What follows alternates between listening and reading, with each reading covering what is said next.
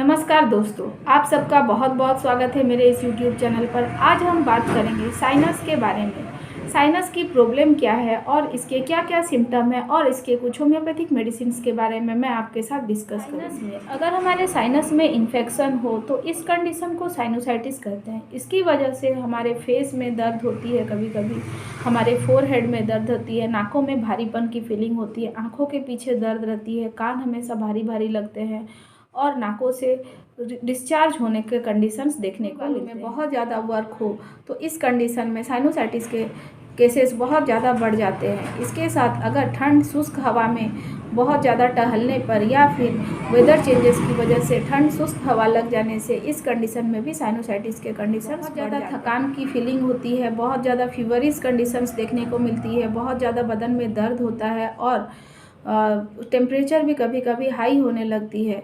तो इस कंडीशन को हम साइनोसाइटिस कहते हैं। सांस लेने में दिक्कत होती है तो पेशेंट ऑलरेडी मुंह से सांस लेता है। मुंह से सांस लेने की वजह से गले में कफ हो जाने के सिम्टम्स भी देखने को मिलते हैं। इसके साथ ही जैसे ही पेशेंट सोने जाता है तो उसके गले में कफ फंसने की वजह से उसको सांस लेने में भी होम्योपैथिक मेडिसिन के बारे में डिस्कस करेंगे। इसकी सबसे पहली होम्योपैथिक मेडिसिन है eucalyptus mother tincture. Eucalyptus mother tincture किन केसेस हम फ्रंटल और इथमॉइडल साइनस, अगर हमारे फोरहेड के ऊपर और नाक के दोनों तरफ अगर बहुत ज़्यादा दिक्कत हो, हमें दर्द की फीलिंग हो, भारीपन महसूस हो, तो इस केस में यूकेलिप्टस मदर टिंचर यूज़ करते हैं। इसके साथ ही अगर हमारे नाक से हल्का सा गाढ़ा पानी का डिस्चार्ज हो रहा हो जिसमें बहुत ही ज़्यादा बदबू हो तो इस केस में यूकेलिप्टस मदर टिंचर यूज़ किया जाता है। तीसरी मेडिसिन है मेजेरियम 30।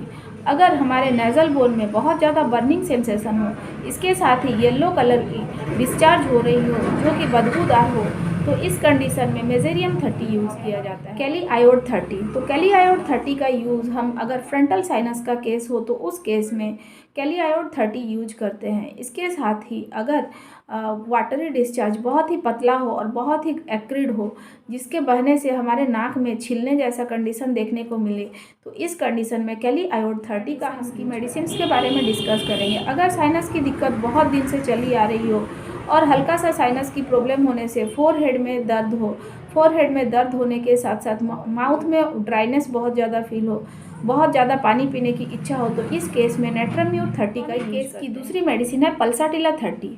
अगर हमारे नाक से जो डिस्चार्ज आ रही हो वो ग्रीनिश येलो कलर की हो और यह अगर हम खुली हवा में जाने से आराम मिले तो इस कंडीशन में पल्साटिला 30 बहुत अच्छा इफेक्ट। होम्योपैथिक मेडिसिन है जिन्हें हम साइड वाइज भी देते हैं। जैसे अगर यह ओनली राइट साइड को इफेक्ट करती हो तो उसकी कुछ अलग मेडिसिन है, अगर कुछ लेफ्ट साइड को इफेक्ट करती हो तो उसकी कुछ अलग मेडिसिन है, अगर यह सिर्फ मिड रीजन में ही रहती हो तो इसकी भी कुछ। राइट साइडेड मेडिसिन के बारे में डिस्कस करेंगे। राइट साइडेड मेडिसिन में है सैंग्विनेरिया कैनेडेंसिस 30।